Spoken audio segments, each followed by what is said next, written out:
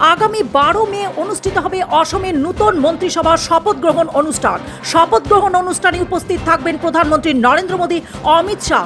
ইতিমধ্যে খানাপাড়ার ফিল্ডে চলছে জোর কদমে প্রস্তুতি। সাংবিধানিক নীতি বজায় রেখে অসমের অ্যাডভোকেট জেনারেল পদ থেকে ইস্তফা দিলেন দেবজিৎ লন শইকিয়া। সামাজিক মাধ্যমে পদত্যাগপত্র জমা দেওয়ার কথা জানান তিনি। অসমের নির্বাচনের ফলাফলের পর প্রথমবার সাংবাদিক সম্মেলনের মুখোমুখি হলেন বদরুদ্দিন আজমল। কংগ্রেস এখন মুসলিম লীগে পরিণত হয়েছে। অসমে আগামী 10 থেকে 20 বছর পর্যন্ত কংগ্রেস সরকার আর আসবে না বলে মন্তব্য আজমলের। ভোটের পরাজয়ের পরে মমতা বন্দ্যোপাধ্যায়ের সঙ্গে দেখা করতে এলেন সমাজবাদী পার্টির নেতা অখিলেশ যাদব। বৃহস্পতিবার দুপুরে কলকাতায় পৌঁছে কালীঘাটে তৃণমূলের নেত্রীর বাড়িতে যান অখিলেশ যাদব।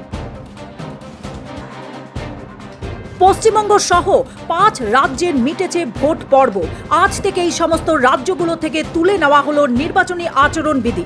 বৃহস্পতিবার বিজ্ঞপ্তি জারি করে একথা জানান নির্বাচন কমিশন। শনিবার ঐতিহাসিক ব্রিগেডে বাংলায় নতুন সরকারের মন্ত্রিসভার শপথ গ্রহণ। ইতিমধ্যে সাজো সাজো রব ব্রিগেডে চলছে জোর কদমে প্রস্তুতিও। কার্যত নিরাপত্তা চাদরে মুড়ে ফেলা হয়েছে ব্রিগেড ময়দানকে। পশ্চিমবঙ্গে ভোটের পর সীমান্তবর্তী এলাকায় নজরদারি বৃদ্ধি করেছে বাংলাদেশ। বাংলাদেশের সীমান্তরক্ষী বাহিনীকে সজাগ থাকার নির্দেশ দিয়েছে তারেক রহমানের নেতৃত্বাধীন সরকার। বৃহস্পতিবার ফের তামিলনাড়ুর রাজ্যপালের সঙ্গে সাক্ষাৎ করতে যান অভিনেতা রাজনীতিবিদ বিজয়, কিন্তু আজও তাকে খালি হাতে ফিরিয়ে দিল রাজ্যপাল। শপথ নেওয়া হলো না বিজয়ে। পেহেলগাঁও হামলায় বদলা নিতে গত বছর আজকের দিনে অপারেশন সিন্দুর অভিযান চালায় ভারত। বৃহস্পতিবার তার বর্ষপূর্তি উপলক্ষে সেনাবাহিনীর জয়গান গাইলেন প্রধানমন্ত্রী নরেন্দ্র মোদী। মধ্যপ্রাচ্যের যুদ্ধে থামতে এবার ইরানকে এক পাতায় স্মারকলিপি পেশ করেছে আমেরিকা।